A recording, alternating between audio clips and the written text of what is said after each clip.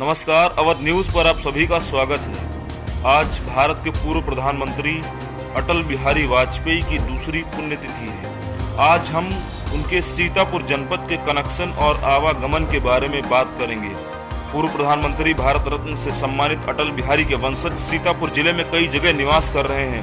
क्षेत्र के कई लोग इनके राजनीतिक जीवन से प्रेरणा लेकर राजनीति में अपने हाथ आजमा रहे हैं। 1993 के विधानसभा चुनाव में महमूदाबाद के नेताजी सुभाष चंद्र बोस स्टेडियम में खचाखच जनता से भरे जनसमूह को पूर्व प्रधानमंत्री अटल बिहारी वाजपेयी संबोधित कर चुके हैं। वर्ष 1993 के विधानसभा चुनाव की घोषणा के बाद भाजपा ने यहां कांग्रेस के कद्दावर नेता व पूर्व कार्यवाहक मुख्यमंत्री अम्मार रिजवी को हराकर वर्ष 1991 के विधानसभा चुनाव में पहली बार महज 27 वर्ष की उम्र में विधायक बने नरेंद्र सिंह वर्मा को ही अपना प्रत्याशी बनाया। चुनाव प्रचार के लिए वर्ष 1991 के विधानसभा चुनाव में भी अटल बिहारी वाजपेयी का कार्यक्रम 21 मई को महमूदाबाद में लगा था, किंतु 20 मई को ही तत्कालीन प्रधानमंत्री राजीव गांधी की हत्या होने के चलते जनसभा निरस्त कर दी गई थी।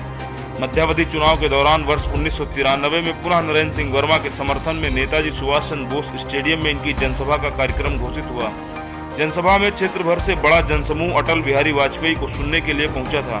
जनसभा का संचालन यहां भाजपा नगर अध्यक्ष प्रदीप गुप्त दीपू ने किया था। बताते हैं कि इस जनसभा में अटल बिहारी वाजपेयी का भाषण सुनने के लिए भाजपा समर्थक ही नहीं, अन्य दलों के लोग भी भारी संख्या में पहुंचे थे। प्रदीप गुप्त बताते हैं कि उनके राजनीतिक जीवन से प्रेरित होकर ही उन्होंने राजनीति में कदम रखा था। अटल बिहारी वाजपेयी की जनसभाएं सुनने के लिए राष्ट्रीय कवि स्वर्गीय महेंद्र कुमार शास्त्री के साथ प्रदीप गुप्त का आना जाना होता था।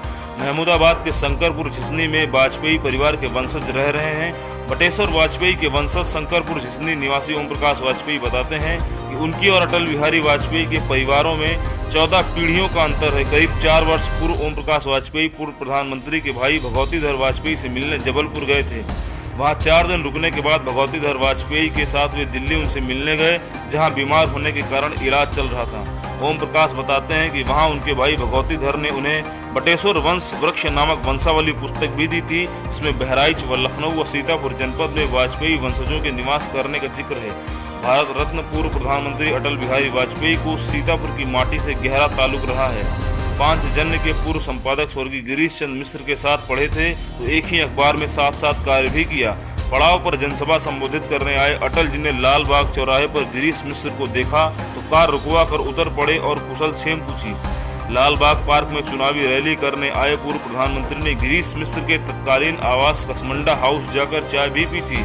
स्वर्गीय गिरीश चंद्र मिश्र की पत्नी उषा मिश्रा बताती हैं कि ग्वालियर के विक्टोरिया कॉलेज में अटल बिहारी वाजपेयी और उनके पति एक साथ पढ़े हैं। संघ से जुड़े होने के कारण उनमें गहरी मित्रता थी। वर्ष 1950 में हिंदी दैनिक स्वदेश अखबार में बतौर प्रधान संपादक अटल बिहारी वाजपेयी व सह संपादक गिरीश मिश्र ने एक साथ काम किया है।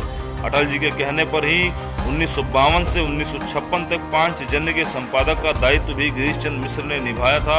23 मार्च 2001 को विज्ञान भवन नई दिल्ली में प्रधानमंत्री रहते हुए अटल जी ने गिरीश चंद्र मिश्र को पांचजन्य नचिकेता पुरस्कार देकर सम्मानित किया था।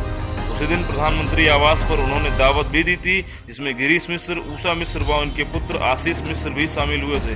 बकौल उषा मिश्र 1977 में पड़ाव पर जनसभा संबोधित करने के लिए आए पूर्व प्रधानमंत्री ने गिरीश मिश्र को लाल बाग चौराहे पर देखा तो कार रुकवाई और उनका हालचाल जाना।